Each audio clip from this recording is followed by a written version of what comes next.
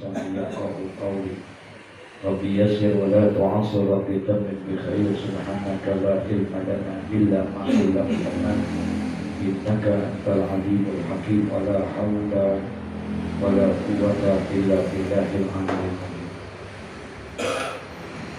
فلا يخرج الكبر من قلبك gitu ya.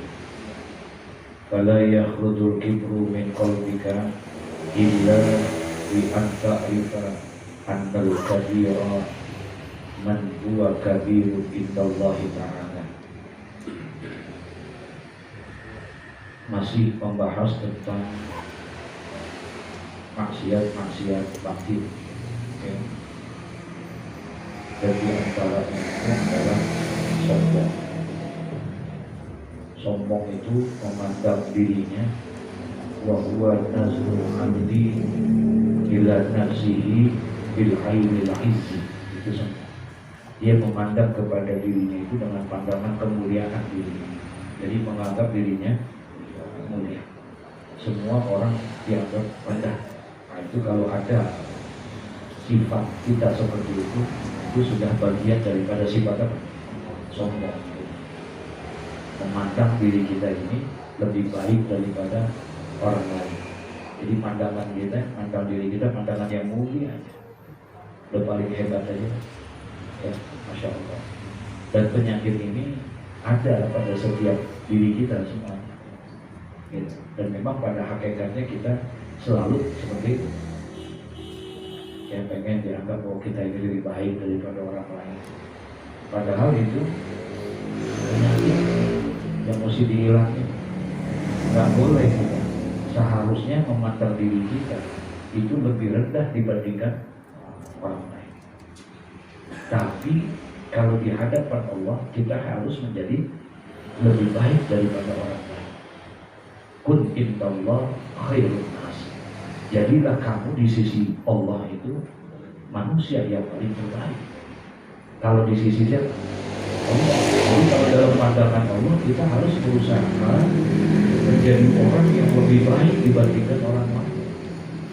Dan itu bukan menunjukkan kesombongan, malah dianjurkan kita berusaha semaksimal mungkin mencari perhatian Allah. Masalahnya begitu lah, bahwa kita di hadapan Allah ini kita harus menjadi manusia yang apa?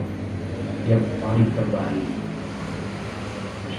Tapi kalau di sisi orang lain kita memandang diri kita harus jauh lebih rendah. Makanya kemarin sudah dibahas ya, kepada siapapun kita ini harus menganggap diri kita lebih rendah. Sekalipun itu kepada anak kecil, sekalipun kepada anak kecil kita harus pandang diri kita ini lebih rendah dibandingkan dia. Kenapa? Nah, kemarin sudah dikasih gambarannya.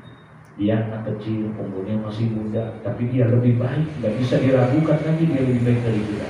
Kenapa? Karena dosanya lebih sedikit dibandingkan kita. Karena umurnya lebih muda, berarti dosa dan maksiatnya lebih sedikit. Karena kita lebih tua, mau nggak mau lebih apa? Lebih banyak. Makanya tidak diragukan lagi bahwa dia adalah orang yang lebih baik dari kita. Kalau kita sudah bisa memandang seperti itu, insya Allah nggak ada kesombongan dalam diri kita. Ya, nggak ada kesombongan.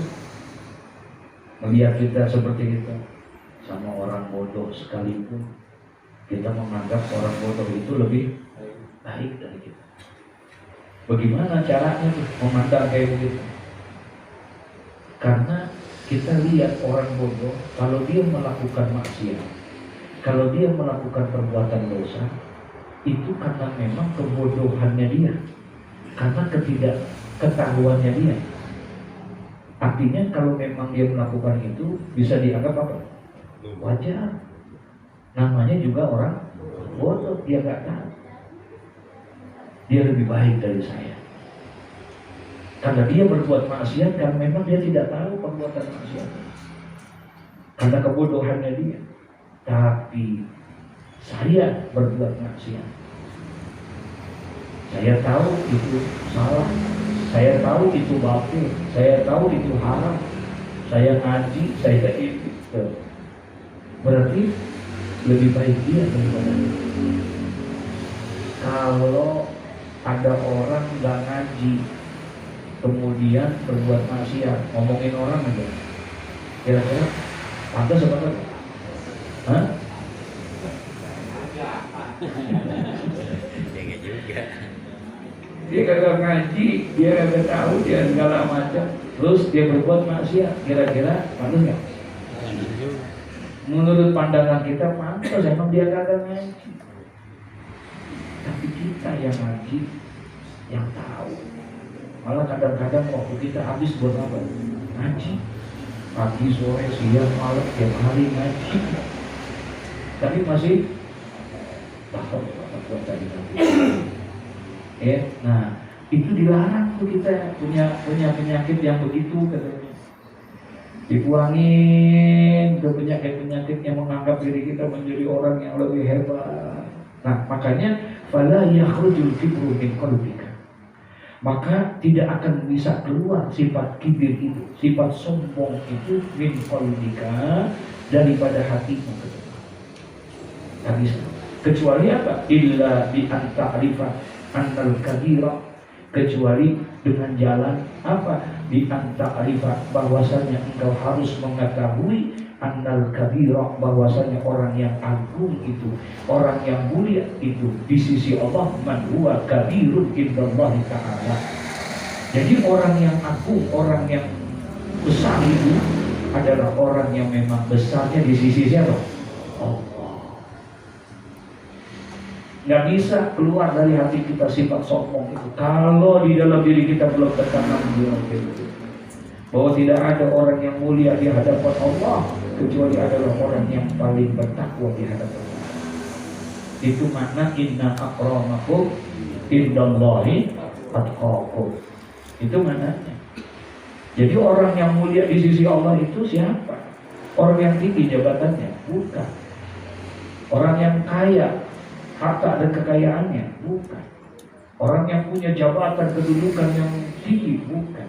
Kalau itu jadi ukurannya, Fir'aun yang lebih mulia, bukan Bilal bin Rabah. Fir'aun yang lebih mulia kalau seandainya ukurannya itu. Tapi ternyata kan enggak. Sejarah mencatat betapa seorang yang hina menurut pandangan manusia, hamba sahaya, hitam kulitnya, dari negeri yang miskin, Ethiopia, Habasyah, bukan dari Mekah, bukan dari Madinah, tapi ternyata Rasulullah diperdengarkan sendalnya Bilal bin Rabah ada di surga Allah Subhanahu wa Ta'ala. Masya Allah, luar biasa. Kalau sendalnya Sayyidina Abu Bakar ada di surga, pantas nggak? Pantas. Kalau Sayyidina Abu Bakar emang kawannya Nabi, dekat sama Nabi, orang kaya, bangsawan, wajar. Tapi ternyata ini menunjukkan bahwa yang agung di sisi Allah, yang besar di sisi Allah adalah orang yang paling agung di hadapan Allah Subhanahu wa Ta'ala. Kita akan tetap jadi hina, Pak. Mohon maaf, Ibu, maaf. Kita tetap jadi orang yang hina di hadapan Allah, walaupun tinggi jabatan kita, walaupun tinggi pangkat kita, kaya kita, tapi kita ternyata jauh sama Allah Subhanahu wa Ta'ala. Ya, kita akan tetap menjadi orang yang hina di hadapan Allah. Masya Allah. Uwais Al-Qarni, Al-Imam An-Nawawi tulis sejarahnya dia itu dalam kitab Al-Adhkar An-Nawawi, betapa sahabatnya, ada teman satu-satunya temannya Uwais Al-Qarni. Uwais Al-Qarni itu nggak bergaul sama kayak kita. Dia bergaulnya sama otak, dia bergaulnya sama kambing, sama ini, karena orang nggak mau sama dia. Pertama, ya orang susah. Dipikir Uwais Al-Qarni siapa?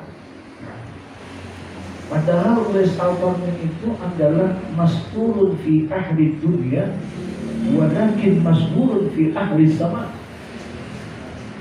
Ini Uwais Al-Qarni masturun fi ahli dunia. Dia gak dikenal sama penduduk apa? Dunia. Penduduk dunia gak ada yang kenal sama dia. Walakin masyhurun fi ahli sama. Akan tetapi dia terkenal dengan penduduk langit. Siapa maksudnya? Para malaikat. Para malaikat kenal semuanya sama Uwais Al-Qarni. Kalau di dunia nggak ada yang makanya Umar bin Khattab Dan Sayyidina Ali ketika disuruh mencari Uwais Al-Qarni oleh Nabi Muhammad, kan Nabi disuruh tuh, kata Nabi Muhammad, Umar, Ali, cari anak muda yang namanya siapa? Uwais. Kalau ketemu dia minta doa sama dia. Dia orang baik, dia orang soleh, doanya gak ditolak sama Allah Subhanahu wa Ta'ala. Nabi yang nyuruh. Sampai Umar bilang, mana muda kenapa minta sama dia? Apa kelebihannya nih orang gitu.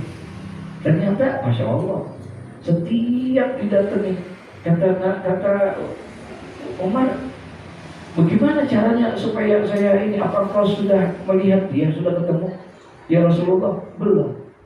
Ternyata Nabi juga belum pernah lihat, belum pernah ketemu. Terus bagaimana dong? Saya mesti ini. Kamu deketin dia, tanya kalau memang dia namanya Uwais Al-Qarni, coba kamu peluk dia, lihat di pundaknya. Di pundaknya itu ada lingkaran kecil putih. Dia dulu kena penyakit kulit. Itu tandanya masih ada tuh di situ.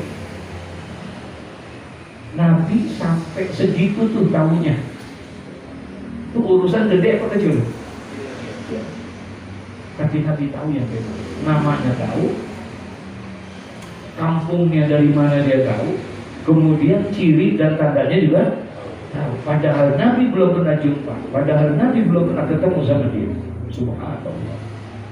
Makanya ketika Sayyidina Umar ketemu sama Uwais Al-Qarni, Uwais hanya tanya, Min aina antum?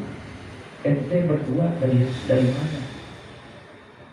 Ana Umar bin Khattab, ana min Madinah Al-Munawwarah. Wa hadha Ali bin Abi Thalib min Madinah Al-Munawwarah. Oh, ente berdua dari Madinah. Iya. Kalau ente berdua dari Madinah, ente kenal gak sama Muhammad Rasulullah? Umar bin Khattab ditanya, kira-kira jawabannya gimana kira-kira? Yang nanya tuh Uwais Al-Qarni. Kata Uwais Al-Qarni, ente kenal gak sama Nabi Muhammad? Kata Nabi, kata sini, ya kenal lah katanya. Buat justru di sini disuruh siapa? Sama Nabi Muhammad. Ya kenal, saya kenal sama Rasulullah. Apalagi ini, emang mantunya Ali bin Abi Thalib. Apa kata Sayyidina Uwais Al-Qarni? Tidak. Ente kenal hanya fisiknya, ente tidak kenal secara batin. Subhanallah. Saya belum pernah ketemu dengan Rasulullah. Rasulullah belum pernah ketemu sama saya, tapi Rasulullah kenal sama saya. Paham gak maksudnya? Ada hubungan gak? Ada hubungan gak? Itu yang dicari. Kalau Sayyidina Umar bin Khattab, Sayyidina Ali, Rasulullah kenal sama dia. Pantas gak? Pantas. Pantas.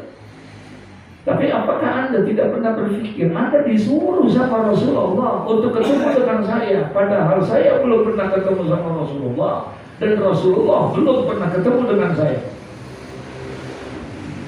Masya Allah. Ini yang mesti kita cari nih. Ya, menyambungkan hubungan batiniah. Kok bisa? Bisa. Kenapa? Karena Sayyidina Uwais Al-Qarni selalu menyambungkan hubungannya kepada Nabi Muhammad. Dengan cara apa? Bersolawat kepada Nabi Muhammad. Dia tidak pernah tinggal salawatnya. Makanya ketika pada saat setiap malam nangis, emaknya sampai nanya, sama Uwais, ente kenapa nangis dulu tiap malam? Ente capek ngurusin anak, ente capek ngurusin ibu. Kalau memang capek tinggalin aja Uwais, biarin saya urus sendiri. Kata Uwais, enggak ya mama. Kalau kata kita, enggak bu, demi Allah saya enggak capek, saya rela semua. Itu kenapa nangis? Saya rindu sama Rasulullah, saya pengen ketemu sama Rasulullah. Saya nangis karena saya berselawat kepada Rasulullah. Itu aja. Terus kamu mau ke sana? Kalau memang ibu izinkan saya boleh ke sana, saya ke sana. Tapi saya nggak mungkin karena ibu. Kata ibunya jangan Uwais, ibu kan sudah tua. Kan kalau kamu ke sana siapa yang ngurusin emak? Siapa yang ngurusin makanan ini itu? Jangan tahu beres. Madinah bukan dekat, itu antar negara, jauh. Engkau dengan berhari-hari, ntar yang ngurusin siapa? Apa kata Ubay sudah itu? Sampai kapanpun saya tidak akan ke sana. Biarin saya tahan kerinduan saya dengan Rasulullah. Yang penting saya bisa menjaga ibu. Dah. Tapi tiap malam nangis mulu. Tiap malam nangis mulu. Akhirnya kata emaknya begini dah wes, kalau memang yang dia mau ke sono dah. Tapi sebelum ke sono siapin dulu bekalnya. Persiapan saya makan nih, paham gak maksudnya? Berasnya, kopinya, siapin dulu semuanya baru nanti pergi. Untuk berapa hari? Ya baik. Giorangnya bukan main. Wes aku ini. Makanya ketika udah disiapin, diizinin berangkat. Sejak keluar dari rumahnya sampai ke Madinah, mulutnya tidak berhenti. Ngapain? Bersalawat kepada Nabi Muhammad. Ternyata itu yang nyambungin, yang menyambungkan hubungan secara batiniah. Jadi kita bisa. Makanya Rasulullah bilang, apa kata Rasulullah? Aku rindu dengan saudaraku. Aku rindu dengan saudaraku. Mata alqa ikhwani. Kapan aku bisa berjumpa dengan saudaraku? Sahabat bingung. Kata sahabat, ya Rasulullah, alasna ikhwanaka ya Rasulullah. Bukankah kami ini semua saudaraku ya Rasulullah? Faqala la antum ashabi. Bukan. Kalian bukan saudara-saudara. Kalian adalah sahabat-sahabatku. Gitu. Jadi ternyata sahabat-sahabat tidak dianggap sebagai apa? Saudara. Makanya sahabat nanya, waman ikhwanuka ya Rasulullah. Kalau begitu, siapa dong yang kau maksud dengan saudaramu itu? Orang yang kamu rindukan, orang yang ingin sekali kamu berjumpa sama dia. Kata Nabi, ini dia. Ikhwani unasun yaktuna min ba'di amanubi walam yarawni wasallau adaya walam yaltahu. Kata Rasulullah, yang aku maksud dengan saudaraku adalah orang-orang yang hidup bukan di zamanku, orang-orang yang hidup sesudah wafat. Amanubi walam yarawni, mereka beriman kepadaku padahal mereka belum pernah melihat aku. Wasallam adaya walam yaltaqubi, mereka bersolawat kepadaku padahal mereka belum pernah berjumpa dengan aku. Itu saudara-saudara, aku rindu sama mereka. Artinya peluang ini kita bisa nggak? Bisa nggak? Insya Allah. Bahkan Nabi janji, Pak. Apa kata Nabi? Inna awlan nasi bi yaumil qiyamah. Manusia yang paling dekat dengan aku nanti pada hari kiamat. Manusia yang paling dekat dengan aku pada hari kiamat siapa? Orang yang paling banyak apanya? Bersalawat itu. Ada peluang ya untuk kita memperbanyak apa? Salawat kepada Nabi Muhammad. Itu ya, naik motor dari ujung kanan sampai sini, nah hadusan minimal nggak ada maksud ria, 150 kali selawat dari motor dari ujung kanan sampai sini. Allahumma sholli ala sayyidina Muhammad wa ali kamalani hayatani kamali wa hajjatan kamali. Itu yang saya baca sampai di situ 160. Artinya bisa nggak? Bisa. Suatu malam malaikat Jibril datang, kata Nabi Muhammad, atani atin min indi rabbi, atani atin min rabbi. Telah datang kepadaku satu utusan Allah Subhanahu wa taala, yakni malaikat Jibril. Apa katanya? Faqala, kemudian berkata malaikat Jibril, ya Rasulullah, man shalla alaika min ummatika, barang siapa yang bersolawat kepadamu daripada umat-umatmu, salatan, satu salawat. Barang siapa yang membaca salawat kepadamu daripada umat-umatmu ya Rasulullah, satu salawat saja, kata Allahu lahu, maka Allah mencatatkan bagi dia itu asra hasanatin, 10 kebaikan. Wa maha anhu asra sayyi'atin, dan Allah hapuskan 10 kesalahannya, wa rufi'adahu asra darajatin, dan Allah angkat derajat. Dijelasin sama al-Imam Syekh Jalaluddin bin Ibrahim bin Abdurrahman bin Abu Bakar As-Suyuti, itu orang yang membaca sholawat 1 kali kemudian dibalas dengan Allah berapa? 10 kali kebaikan. Ditanya, itu apakah mesti khusyuk bacanya? Paham betul? Mesti menghadirkan hati bacanya? Apa kata beliau? Tidak. Itu diberikan pahala yang seperti itu adalah buat orang yang hatinya lalai dalam membacanya. Bacanya lalai saja pahalanya. Lalai di sini maksudnya gimana? Tadi kalau khusyuk kan mesti dengan waktu tertentu, keadaan tertentu, kan gitu ya. Itu tadi tuh sambil naik motor, itu lalai itu namanya. Karena dia nggak konsentrasi dalam duduk yang segala macam. Ada aja tuh dilihat, ada nggak? Ada aja tuh. Gitu, ada segala macam. Gitu. Ada juga orang yang zikir, yang baca selawat sambil nulis status, ada nggak? Hah? Emang kita begitu. Ya, astagfirullahaladzim, astagfirullahaladzim. Ya, dan di mumpung malam ini malam Rabiul Awwal, malam lahirnya Nabi Muhammad, girangin hati kita dengan Nabi Muhammad. Ya, girangin hati kita, besarin hati kita dengan Rasulullah. Cukup udah. Perbanyak kita dengan salawat kepada Nabi Muhammad. Ini kunci keberkahan hidup kita. Ya, kalau kita sebagai umat Nabi Muhammad, dengan lahirnya Nabi Muhammad, nggak ada rasa apa? Gembira sama sekali. Masya Allah, Masya Allah. Jangan salahin nanti kalau yaumul kiamat kita nggak diakui sebagai umat Nabi Muhammad. Sehingga-hingganya manusia adalah ketika nanti yaumul kiamat dia tidak dianggap sebagai umat Nabi Muhammad.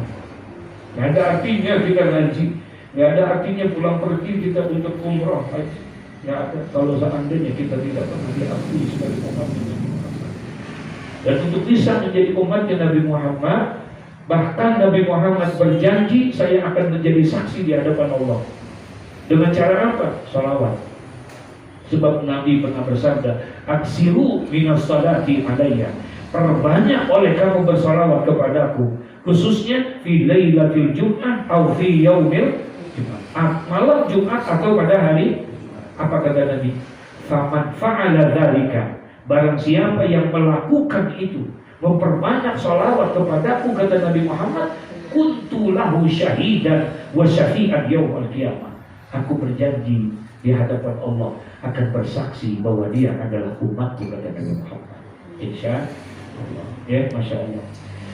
Nah, jadi tidak akan bisa keluar sifat sombong itu di dalam hati kita illa kecuali bi anta'rifa annal kabira, bahwasanya engkau harus menyadari, engkau harus mengetahui annal kabira, bahwa sesungguhnya orang yang mulia itu, orang yang agung itu siapa? Man huwa kabirun indallahi ta'ala.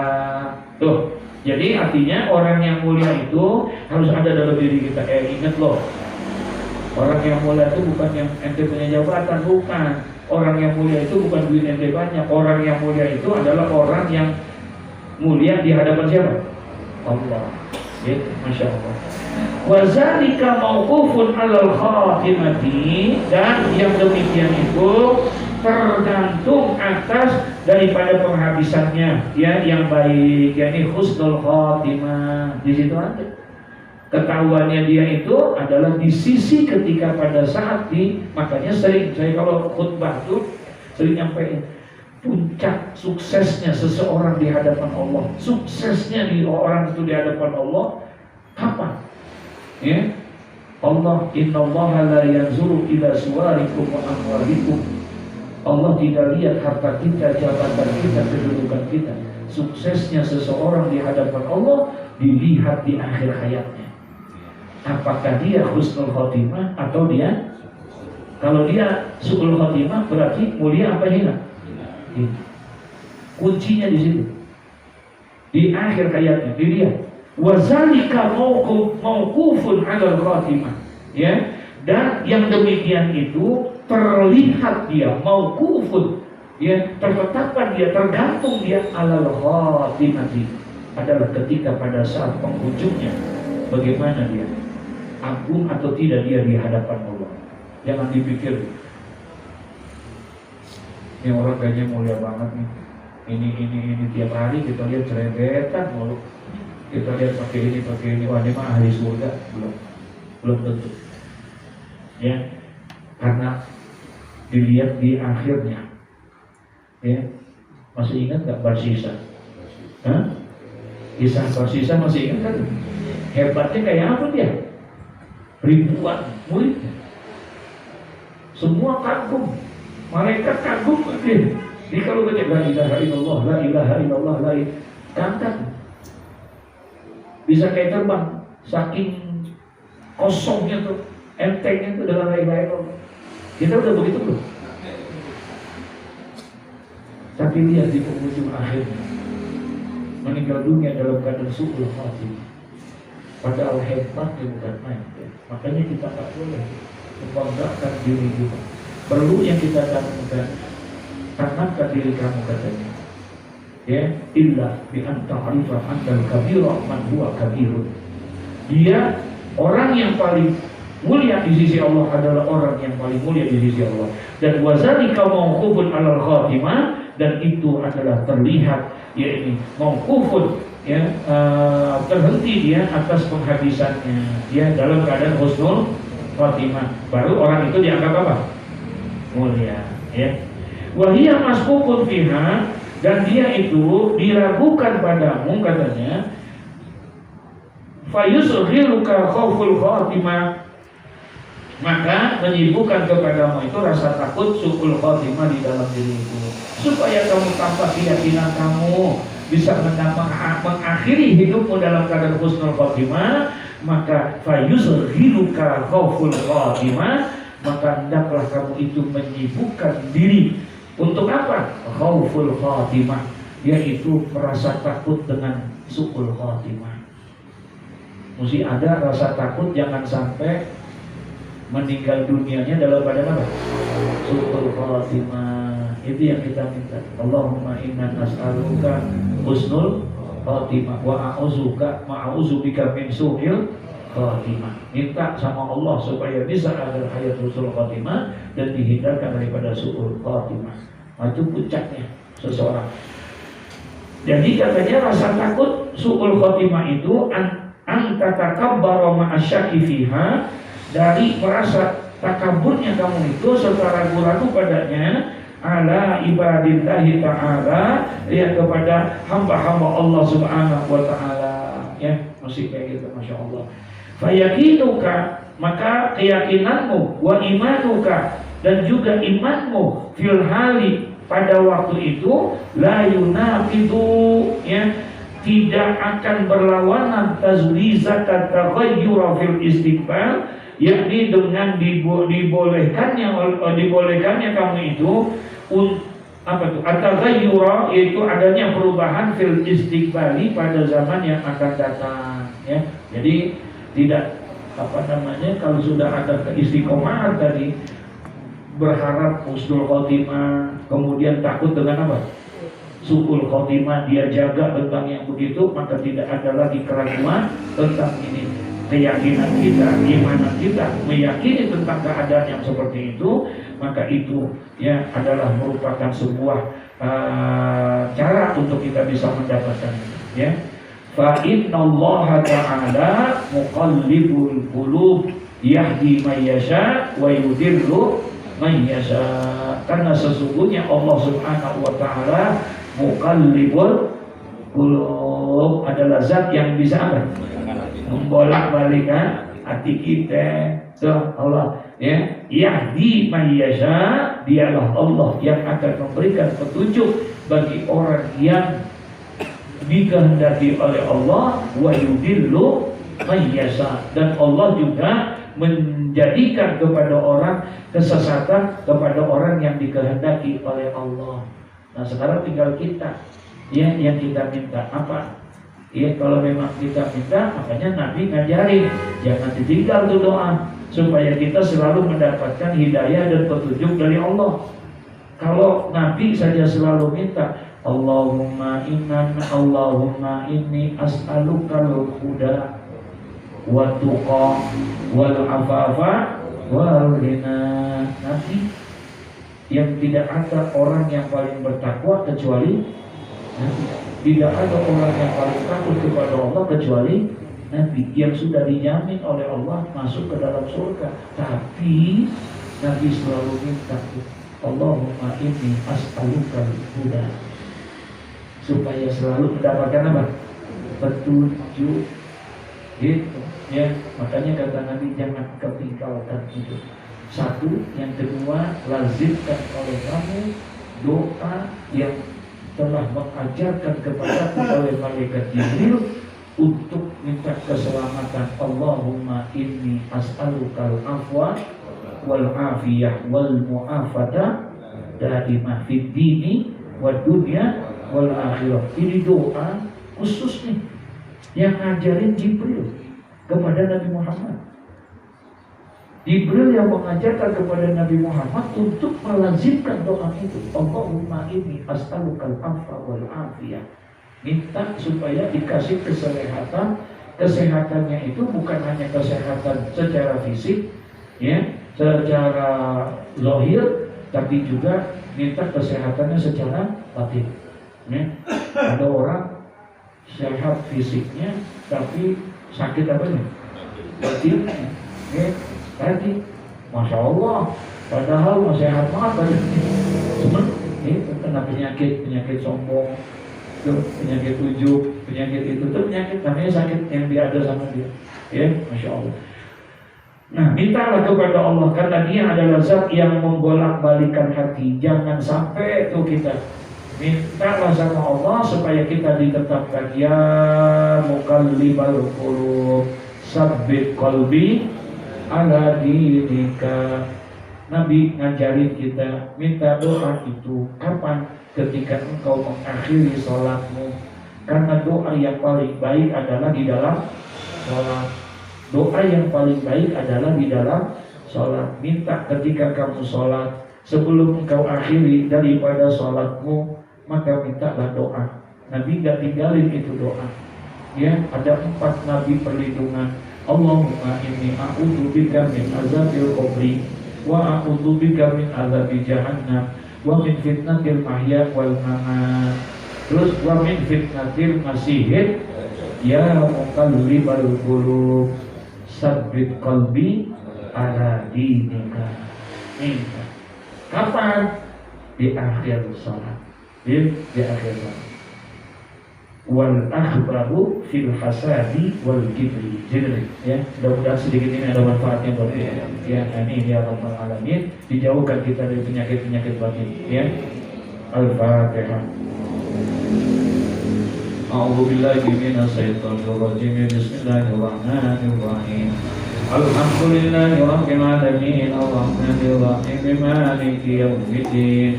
Iyyaka na'budu wa iyyaka nasta'in. Ihdinas siratal mustaqim. Siratal ladzina an'amta 'alaihim ghairil maghdubi 'alaihim waladdallin. Amin. Al-Fatihah.